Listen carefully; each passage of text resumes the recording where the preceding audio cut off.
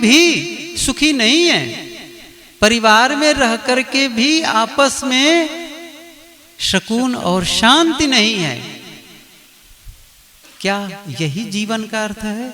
नहीं, जीवन को हमें ऐसा जीना है जिस जीवन में शांति का अनुभव हो सके, प्रेम का अनुभव हो सके, स्वास्थ्य का अनुभव हो सके, समृद्धि का अनुभव हो सके। और ये काम जिसने किया, मानो उसके जीवन में गुरु का ज्ञान समाने लगा। मतलब जो ज्ञान अभी तक हमने सुना है संत गुरु से, वो अब हमारे जीवन का हिस्सा बन जाए, वो जीवन का अंग बन जाए। फिर क्या होगा? धीरे धीरे जीवन का जो दुख है, अशांति है, वो विलीन होती चली जाएगी। अभी सुन रहे थे कि विकारों को छोड़ो, दोषों को छोड़ो, वो एक ढंग है। लेकिन मैं इसका दूसरा पक्ष बताऊं आपको। आप ऐसा कुछ करने लग जाएं, ऐसा कुछ ग्रहण करने लग जाएं जिनके आने से, जिनके होने से वो विकार अपने आप चले जाएं। जैसे कोई अंधेरा हो, पूरा अंधेरा हो, और हम क्या चाहते हैं कि अंधेरा हटे, अंधेरा भागे। तो क्या करना होगा? एक ही काम करना है, एक दीप जला दो, एक बत्ती जला दो। फिर अंधेरे को हटाने के लिए कोई मेहनत करने की जरूरत नहीं है। मेहनत किसकी करनी है? दीप जलाने की। ऐसे ही जब आप जीवन में पवित्रता लाना शुरू कर देते हैं, जीवन में सद्गुण लाना शुरू कर देते हैं, तो अवगुण अपने आप जाते हैं। कोई आदमी शराब पीता है, क्यों पीता है बताओ? क्या कोई शांत आदमी शराब पी सकता है?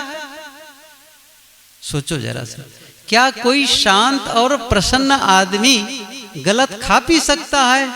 क्या दुखी आदमी के मुंह से क्या कोई भीतर से शांत हो, खुश हो और पूर्णता का अनुभव करता हो, क्या उनके मुंह से कटुता निकल सकती है? क्या उनसे क्रोध हो सकता है? आप सोचिए जरा सी चीज को, क्यों हो रहा है? इसका मतलब है भीतर से वो उद्विग्न है। अब बताओ, कोई आदमी क्रोध कर रहा है, इसका मतलब कहां से निकल रहा है? भीतर की उद्विग्नता, भीतर की अशांति, भीतर की बौखलाहट, वो बाहर निकल रहा है।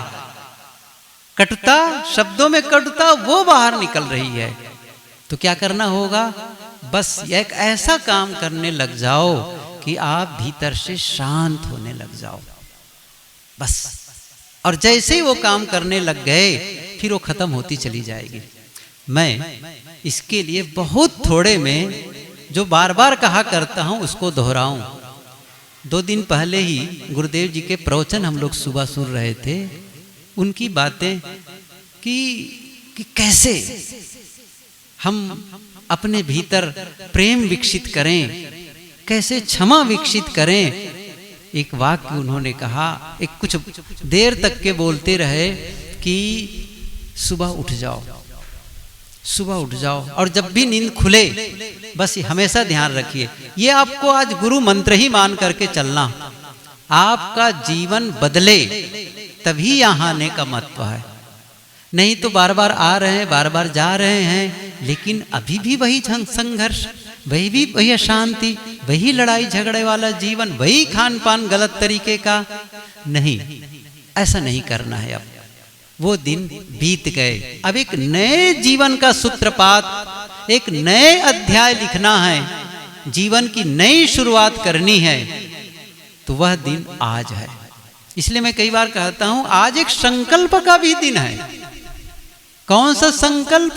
जो हमने गुरु से जुड़ते समय लिया था कि मैं अब आपके बताए पथ पर चलूंगा, वो संकल्प कमजोर हो गया।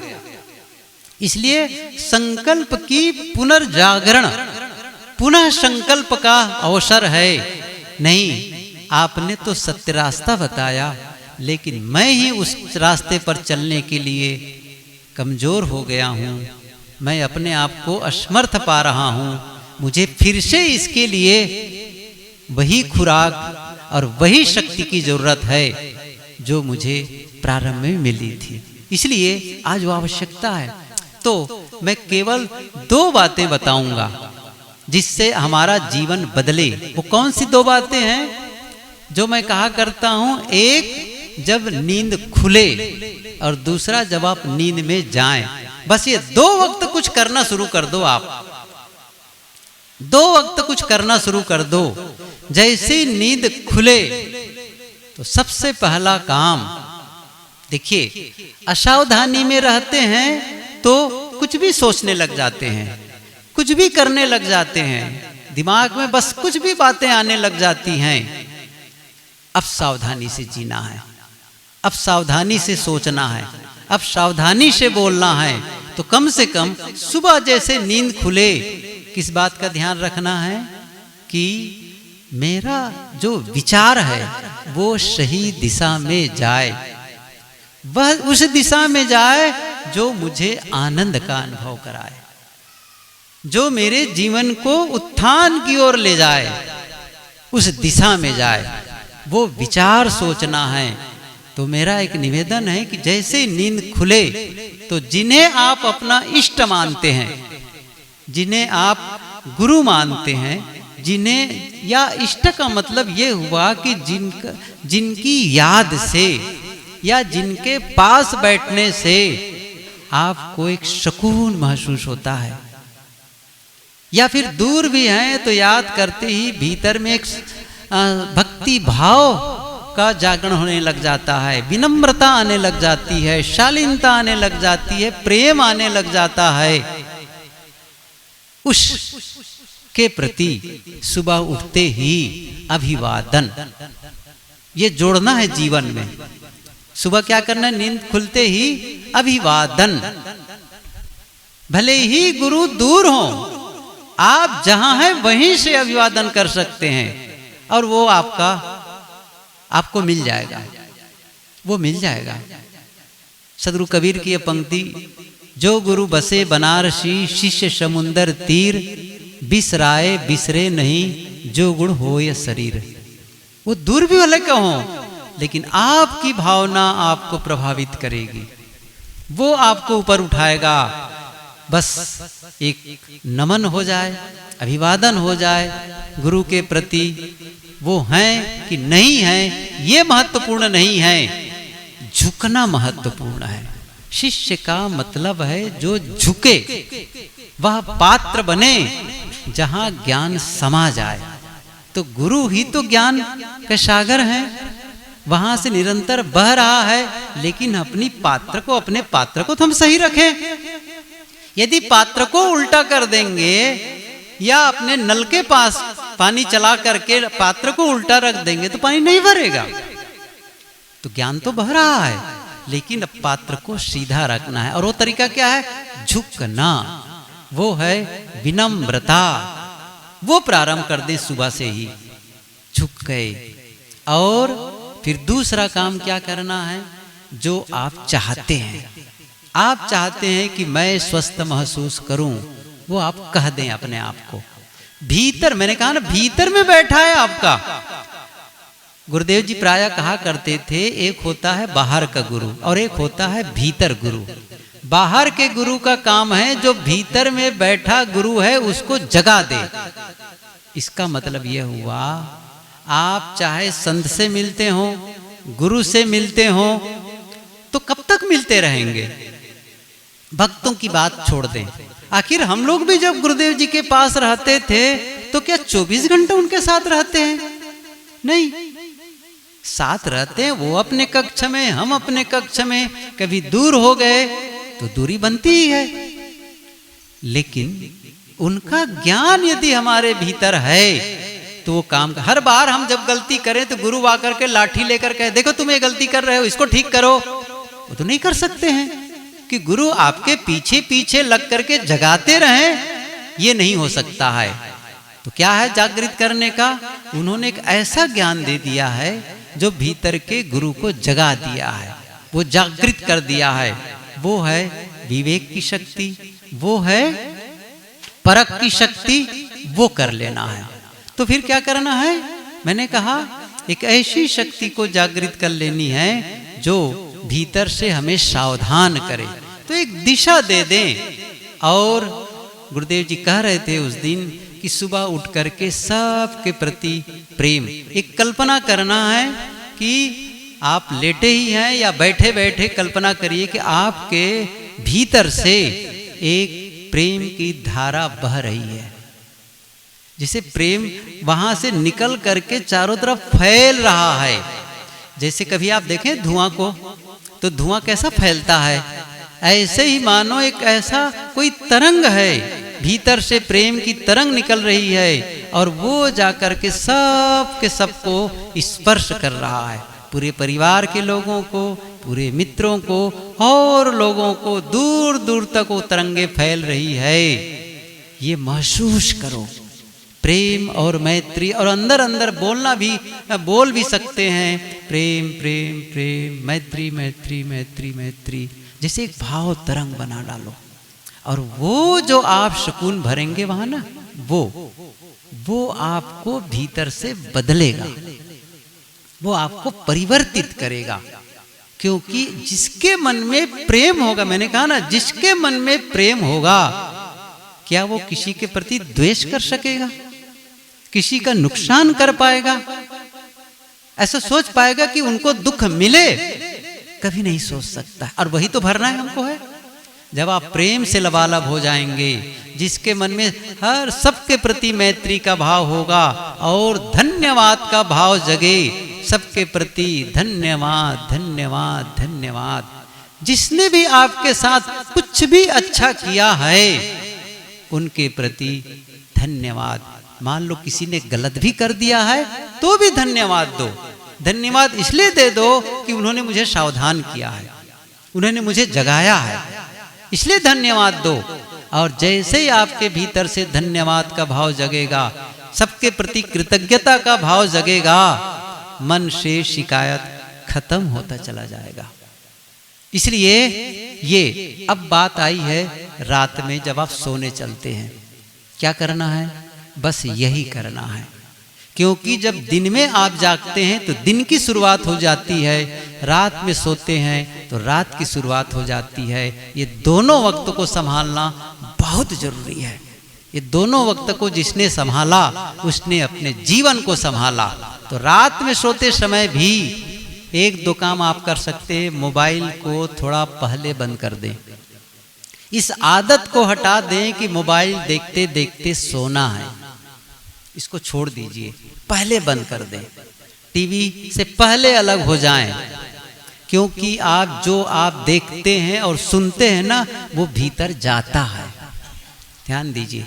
और ये मैं कितनी बार इस उदाहरण को दिया हूं, जो हम खाते हैं रात में, जब हम भोजन करते हैं ना, वो क्या होता है जानते हैं? पेट उसे पचाता है। ऐसे ही जो हम मोबाइल से देखकर, टीवी में देखकर, किसी से सुनकर, यदि हमने लड़ाई झगड़े वाला, अश्लील दृश्य, गलत दृश्य देखे हैं और वो चीज हम अंदर डालेंगे तो क्या होगा? वो अंदर जाएगा, अंदर जाएगा। जैसे पेट उसे पचाता है भोजन को, वैसे ही हमारा मन इन विचारों को भी डाइजेस्ट करता है, पचाता है रात में। उसका काम ही वही है, रात में काम करना। फिर क्या होता है? जो आप भोजन करते हैं उसका रस बनता है।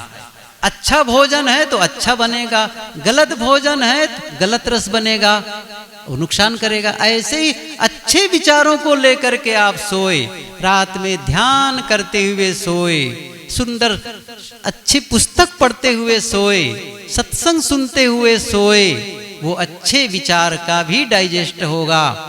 और यदि आप, मैंने कहा ना, लड़ाई झगड़े का, अश्लील दृश्य, गाली मार पीट, ये सब देख करके सोए हुए हैं, तमाम आजकल जो देखते हैं दृश्य, नहीं वो देखेंगे तो गलत रस बनेगा, उसको कहते हैं संस्कार।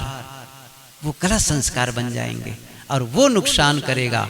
एक और बात बता दूं, जब आप बिस्तर पर जाते हैं तो थोड़ी देर बैठें, और बैठकर क्या करना है, थोड़ी देर बैठें, क्या करना है उसमें है, दिन भर जो कुछ आपने किया सुबह से शाम तक, थोड़ा उसको फिर से सर्च लाइट डालें, फिर से उसको ख्याल करें, आज मेरे जीवन में क्या क्या हुआ है, क्या क्या किए हैं, सही हुआ है कि कहीं गलत हो गई है, दूसरे ने मेरे साथ गलत किया, मेरे से ही गलती हो गई है। यदि ऐसा लगे, कल ही मैं पढ़ रहा था एक पुस्तक में, आपको कल के दिन को अच्छा बनाना है तो एक काम करिए कि जब आप रात में जाएं तो आप बिस्तर पर तो एक काम करिए, फिर से देखिए उस चीज को, और जो कुछ अच्छा हुआ है दिन में उसके लिए धन्यवाद दीजिए, और जो आपके अनुसार नहीं हुआ है आंखें बंद करके उसे वैसा होते हुए देखिए जैसा आप चाहते हैं, जैसा आप चाहते हैं। तो फिर क्या होगा, वो बदलाव लाएगा। और जब आप रात में सोने चलें तो क्या करके, आज मैं गहरी नींद में जा रहा हूं और कल का दिन मेरे लिए बेहतर होने वाला है, मैं एक ऊर्जा के साथ जगने वाला हूं और कल का दिन मेरा बेहतर होने वाला है। और इसके लिए क्या करना है, यदि किसी के द्वारा गलती हो गई, आप उसको बोलते नहीं बना, उसको कुछ लेते देते नहीं बना, उसने नुकसान कर दिया, उसने कटु बोल दिया, उसने अपमान कर दिया, तो क्या करना है उसके लिए है, बस रात में बैठ करके उनको क्षमा कर देना है। मैं दिल से क्षमा करता हूं, ये ध्यान दीजिए, ये उनके लिए नहीं होगा, आपके लिए होगा।